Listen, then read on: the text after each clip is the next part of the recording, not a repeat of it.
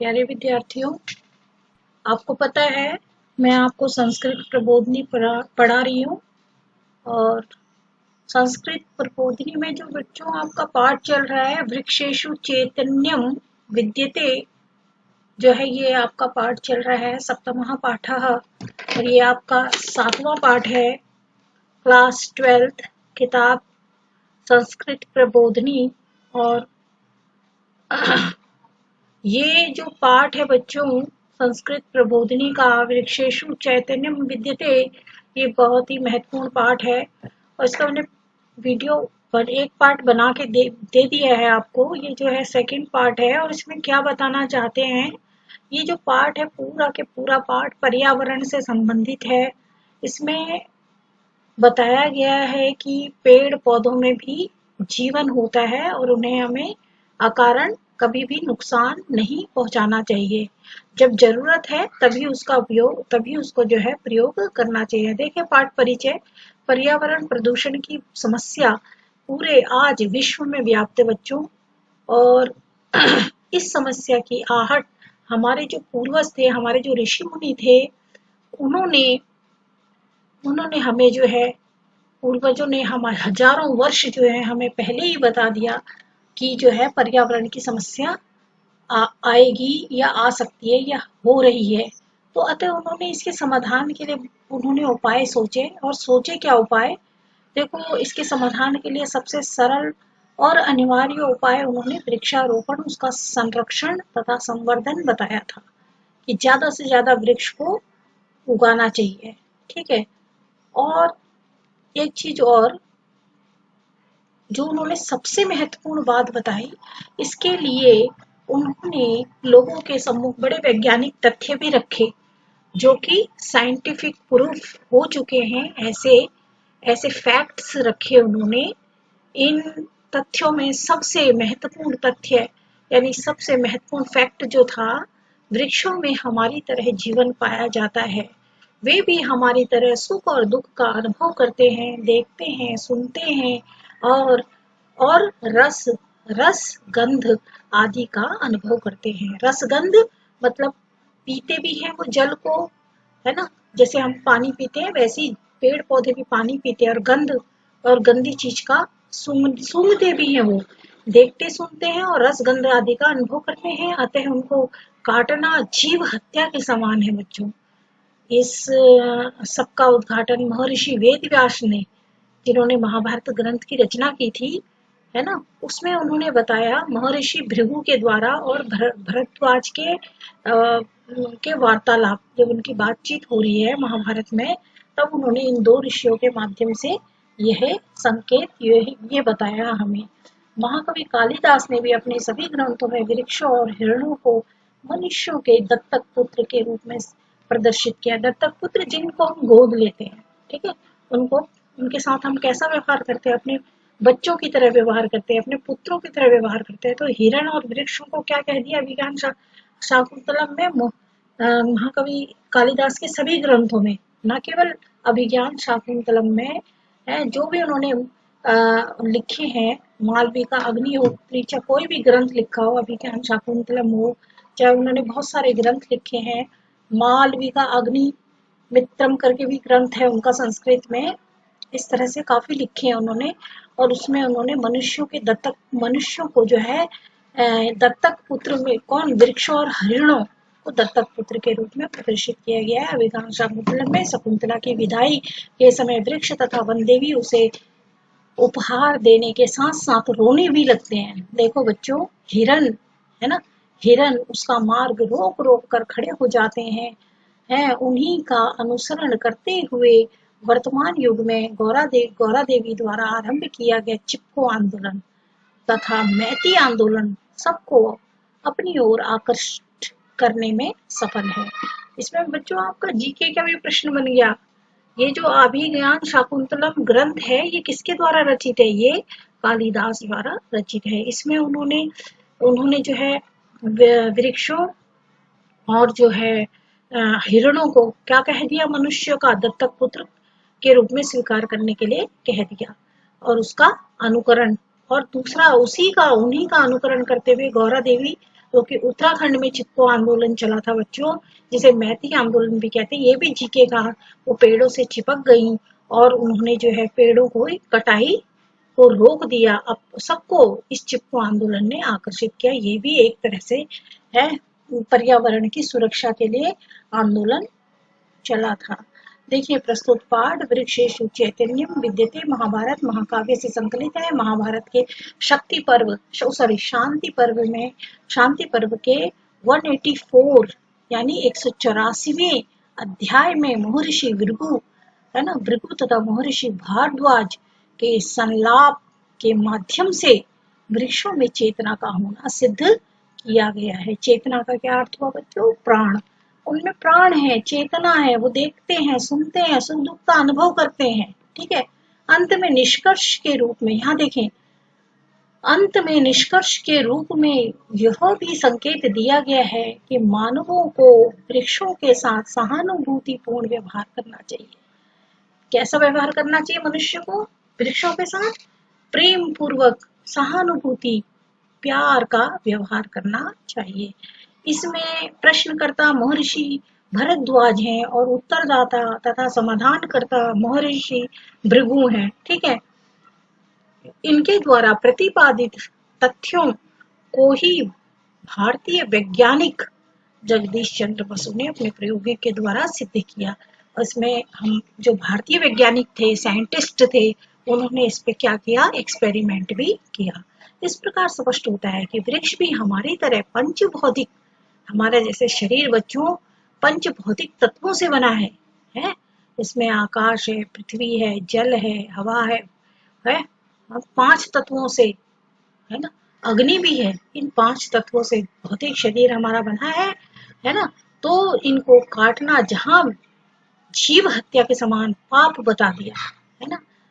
तो कहीं ऐसा स्कूल से जाते वक्त जाते जाते किसी पेड़ की डाली को तोड़ दिया, फूल तोड़ दिया, पत्ते तोड़ के फेंक दिए। हमें अकारण जो है पर्यावरण को नुकसान नहीं पहुंचाना है बच्चों, है। और ज्यादा से ज्यादा वृक्ष लगाने क्यों लगाने हैं, क्यों जरूरी है पर्यावरण?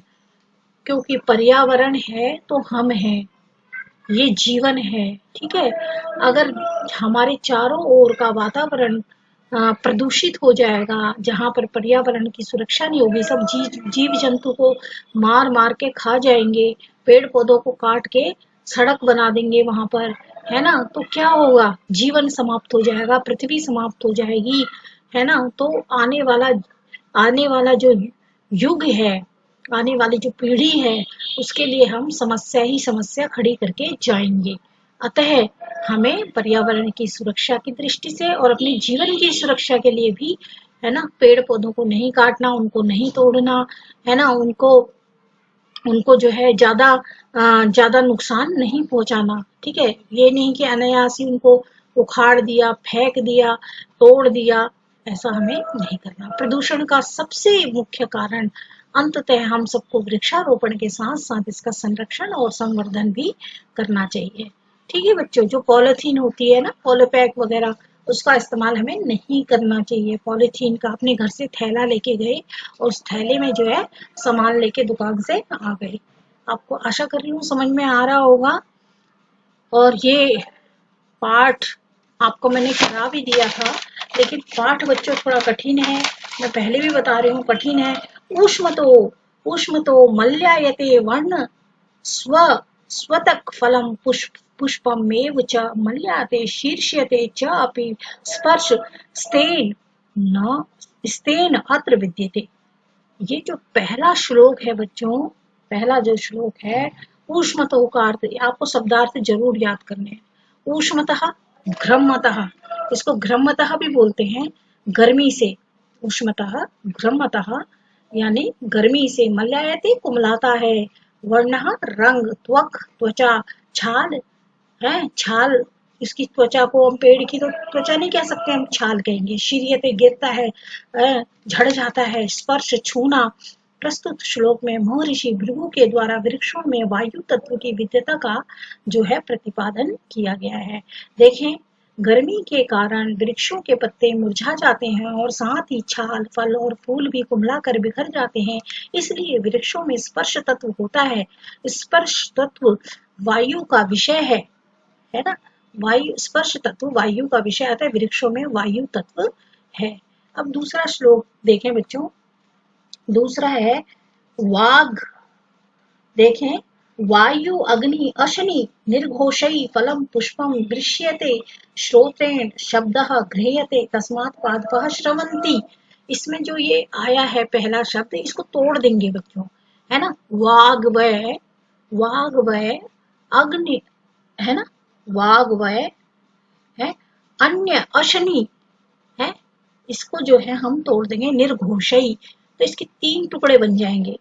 क्या बनेगा? पहला पहला वायु, दूसरा अग्नि, तीसरा अशनि। अशनि का होता है जो आकाश में बिजली की तरह आवाज करती है ना, आकाश में जो बिजली की आवाज होती है उसको बोलते हैं, ठीक है, अशनि। निर्घोषई, निर्घोषई है, निर्घोषई यानी शब्दों से वो उनको सुनते हैं। जो बिजली की आवाज आकाश में आती है या वायु की तेज आंधी तूफान आता है, उसको महसूस करते हैं। कौन करते हैं? कौन करते हैं बच्चों? है वृक्ष करते हैं, ठीक है। यहाँ देखें, अनुवाद भी देख ले। श्रोतेन मतलब कानों से, कानेन, ये कानेन, कर्णेन मतलब तृतीय एक वचन, कान के द्वारा। घ्राह्यते ग्रहण किया जाता है, सुना जाता है। तस्मात उससे, श्रवंती सुनते हैं। पादपः वृक्षः, पादपः वृक्षः, ठीक है। वायु अग्नि एवं बिजली के कड़क आदि के भीषण शब्दों से फल व पुष्प टूट जाते हैं। शब्द कान के द्वारा ही सुने जाते हैं। इसलिए कहा जा सकता है कि बच्चों जो है वृक्ष जो है सुनते हैं।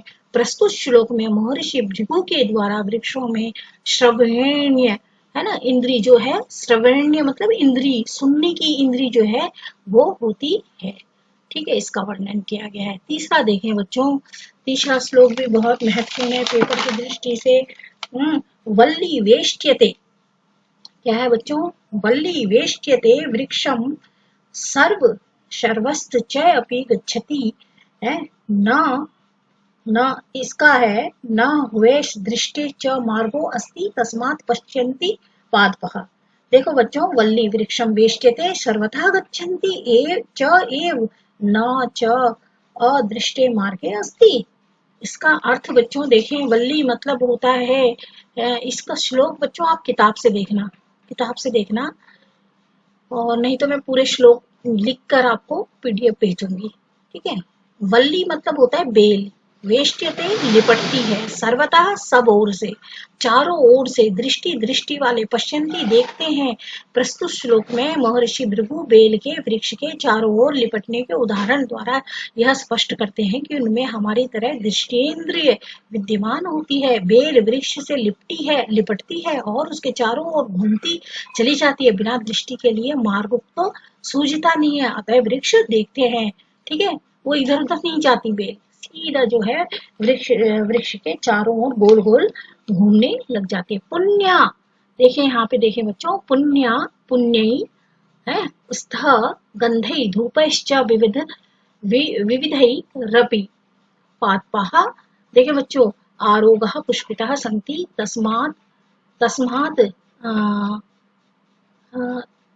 तम अजृत जिघ्रन्ति पादपाः। देखो बच्चों, पुण्य अपुण्य च विविधै अपि गंधै धूपै च पुष्पिता आरोगाः सन्ति तस्मात् पादपाः जिघ्रन्ति। इसका अर्थ देखें बच्चों, ये आपको याद करने हैं। पुण्यो और अपुण्यों से, है ना, पुण्यों और अपुण्यों से, विविधै अनेकों द्वारा, आरोगः निरोग, स्वस्थ, जिघ्रन्ति सूंघते हैं। प्रस्तुत श्लोक में महर्षि भृगु वृक्षों में घ्राणीय इंद्रिय, सूंघने की शक्ति को 100 उदाहरण प्रमाणित करते हैं। वृक्ष पुण्यों और अपुण्यों तथा अनेक प्रकार की गंधों और धूप इत्यादि से निरोग और पुष्पित होते हैं। इस प्रकार इससे सिद्ध होता है कि वृक्ष जो है सूंघते हैं। जिस वृक्ष में बच्चों पूजा की जाती है, जिसको धूप, दिया, अगरबत्ती जलाते हैं, जिसमें शुद्ध जल चढ़ाते हैं, वो बहुत ज्यादा पुष्पित होता है और निरोगी भी रहता है, उसमें किसी प्रकार का रोग भी नहीं होता है ना। अतः जो है, अगर वृक्ष जो है सूंघते भी हैं। अगर उसमें गंदा पानी डाल दोगे तो क्या होगा, क्या होगा, वो वृक्ष जो है रोगी हो जाएगा, है ना, उसमें से गंदी स्मेल आने लगेगी। आगे देखो बच्चों, पादई पादई पादई मतलब होता है जड़ों के द्वारा, पैरों के द्वारा, ठीक है। पादई मतलब जड़ों के द्वारा पैर। सलील, सलील मतलब होता है जल पीने से, ठीक है। फिर बोल रहा है पा पान च अच व्याधि नाम, व्याधि नाम मतलब रोगों से, च अपि दर्शना दिखाई पड़ने से, व्याधि ही व्याधि रोगों की प्रतिक्रिया होने से, प्रतिक्रिया क्रिया त्व अचय विद्यते रसनम, स्वाद लेने की शक्ति द्रुम्यते पादे सलिलम पाद पादपानां व्याधीनां च अपि दर्शनात् व्याधि प्रतिकृत्य वात च द्रुमे द्रुमे रसनम विद्यते, ठीक है। इसका क्या अर्थ है बच्चों, अपनी जड़ों के द्वारा जल पीने के कारण, रोगों के दिखाई पड़ने के कारण तथा रोगों के उपचार के कारण वृक्ष में स्वाद लेने की भी शक्ति होती है। रस इंद्रिय स्वाद लेने की शक्ति के अभाव में जल पीना और रोगों के नाशकारी औषधियों की को पीना बिल्कुल असंभव है। यदि इसका मतलब क्या है बच्चों, कि वृक्षों में स्वाद भी लेते हैं। अगर किसी किसी पेड़ को आप अंधेरे में रख दोगे या उसे धूप हवा जल कुछ भी नहीं दोगे तो क्या होगा, वो पेड़ जो है स्वतः मर जाएगा, उगेगा नहीं वो, ठीक है। और उसमें औषधि भी, अगर कोई पेड़ जैसे कोई चीज सड़ रही है तो उसकी जड़ सड़ रही है तो उसमें गौमूत्र छिड़कने पर क्या होता है, उसमें से स्मेल उसकी सड़न खत्म हो जाती है। इसी प्रकार से यदि पेड़ कोई खराब हो रहा है, उसमें कोई रोग लग गया है तो उसमें हम कोई अगर दवाई डाल देते हैं तो वो औषधि से क्या हो जाते हैं, बिल्कुल वो ठीक हो जाते हैं। रोग उनमें होता ही नहीं है। जल पीना और रोगों की नाशकारी औषधियों की पीना बिल्कुल असंभव है। अपने जड़ों के द्वारा जल पीने के कारण वो अपने किससे पीते हैं, जल को अपनी जड़ों से पीते हैं। रोगों की दिखाई, जब उस पेड़ पे कोई रोग हो जाता है तो क्या कैसा हो जाता है, उसका उपचार भी करते हैं। कोई पेड़ में रोग हो जाता है तो उसमें जैसे हम काटते हैं पेड़ को तो अजीब सा गीला गीला सा पदार्थ निकलता है ना, तो उसमें रोग हो गया है ना, उसमें से वो कुछ निकल रहा है तो उसमें इसका मतलब स्वाद लेने, वो पीता जल जल भी पीता है और वो उसमें स्वाद लेने की भी इंद्रिय होती है। ऐसा ऐसा हमारे ऋषि मुनि। छठा देखें बच्चों, छठा श्लोक देख लें। छठा है क्या कहते हैं, छठा श्लोक देखें, वस्त्रेण उत्प्लालेन तथा यथा जलम ऊर्ध्वम आदतेन च पवन संयुक्तः पादपः पादे पिबति। जिस प्रकार कमल का फूल पंकेज यानी कमल के फूल की नाल से जल ऊपर की ओर ग्रहण करता है, ठीक उसी प्रकार वृक्ष भी क्या करता है, वायु सहित होकर अपनी जड़ों से पानी पीता है। क्या ये श्लोक भी है, इसमें चेतना का उदाहरण दिया। जिस प्रकार कमल कमल का डंठल होता है खोखला सा, है ना, वो उसकी, और कमल तो ऊपर खिला हुआ रहता है, उसकी डंठल जो होती है वो कीचड़ में होती है जल की, तो डंठल जो है वो उससे जल को खींचता है वो। उसी प्रकार वृक्ष भी वायु से युक्त होकर अपनी जड़ों से पानी को पीता है, ठीक है, पानी को पीता है, ठीक है। आगे देखें बच्चों, फिर वो कह रहे हैं कि सुख सुख देखें बच्चों, सुख दुख योग ग्रहणात् छिन्नस्य च विरोहणात् वृक्षाणां जीवनं प्राणं है पश्यन्ति अचैतन्यम न विद्यते, है ना। यहाँ ये शब्दार्थ आपको याद है, ग्रहणात् ग्रहणात् मतलब ग्रहण करने, अनुभव करने, छिन्न से कटे हुए, विरोहणात् पुनः पुनः रूपतया यानी वृक्ष की शाखा, विरोणात मतलब वृक्ष की शाखा के आरोपण होने से जीव चेतना, है ना, और अचेतना अचेतना, उसमें अचेतना मतलब मरे हुए के समान, ठीक है। चेतना मतलब उसमें जान है। सुख और दुख को ग्रहण अनुभव करने के कारण कटे हुए वृक्ष फिर से उगने लगते हैं। मैं भृगु वृक्षों में जीवन की विधता को मानता हूँ, इसलिए उसमें अचेतना का अभाव है, उसमें वो मरा हुआ नहीं है। आगे देखें बच्चों, आठवां देखें, इसमें है तेन आदतम तत् जलम अग्नि मारुतौ चर्यति आहार आहार परिणाम परिमाण परिमाण च स्नेह वृद्धि च जायते। देखो बच्चों, आदतम ग्रहण या अनुभव किया हुआ जरियति पचाता है। अग्नि मारुतो, अग्नि वायु को आहार परिमाण मतलब भोजन से पच जाता है। स्नेह स्निग्धा जायते वृद्धि उत्पन्न होती है। वृक्षों द्वारा जल को ग्रहण किया जाता है। जल अग्नि अर्थात सूर्य का प्रकाश वायु से वृक्ष अपने भोजन को पचाता है। इसके पश्चात उसमें वृद्धि होती है। ठीक है बच्चों, वह इसका मतलब क्या है जी, उसमें चेतना होती है, वो बढ़ता भी है। ये नहीं कि वो उसमें चेतना है, उसमें जीवन है, ऐसा भृगु ऋषि बोलते हैं। आगे देखें बच्चों, 9वां देखें, जड़, ये है सर्वेशाम जड़ गमनानाम शरीरे पंच धातवः प्रत्येकशः प्रभिद्यते यही शरीरम विचेष्टते। जड़ गमनानाम च सर्वेषां शरीरम पंच धातवः प्रत्येकस्य प्रभिदन्यते यही शरीरम विचेष्टते। आपको बच्चों क्या करना है, इसके शब्दार्थ याद करना है। देखो 5 तत्वों से बना है ना, है गति चेतन योग, जड़गम्य यह गति करोति गतिमाना, मतलब ये गति करता है, चेतना से युक्त है पंच धातु भूमि अग्नि आकाश वायु, ये 5 तत्वों से है। प्रत्येक इसका संधि विच्छेद कर लेंगे बच्चों। प्रत्येक कशः प्रति धन एकशः, प्रति मतलब एक एक करके, प्रभिदन्यते पृथक दृष्टिगत होते हैं। विचेष्टते चेष्टा करता है। प्रस्तुत श्लोक में महर्षि भृगु द्वारा वृक्षों की गतिशीलता का उल्लेख करते हुए उनमें 5 तत्वों की विद्यमानता को सिद्ध किया गया है। सभी गतिशील वृक्षों आदि के शरीर में 5 तत्व भूमि जल अग्नि व आकाश और वायु प्रत्येक कशः प्रति धन एकशः, प्रति एक एक करके प्रभिदन्यते मतलब पृथक दृष्टिगत होते हैं। विचेतते चेष्टा करता है, अर्थात गतिशील रहता है। एक एक करके सभी गतिशील प्राणियों जैसे सब हैं गतिशील हैं, वैसे ही पेड़ भी गतिशील है। ठीक है, देखो बच्चों, ये जो है इसके प्रश्न उत्तर हैं। प्रश्न उत्तर देख लें बच्चों।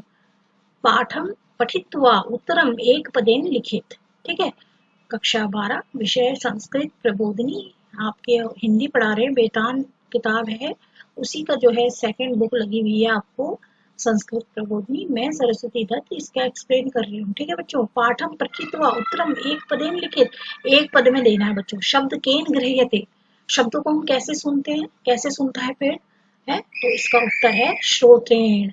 श्रोतेन कान है ना, सुन के शब्दों को हम ग्रहण करते हैं। का वृक्षम वेष्ट्यते है, का वृक्षम वेष्ट्यते, वेष्ट्यते मतलब है वल्ली, वल्ली।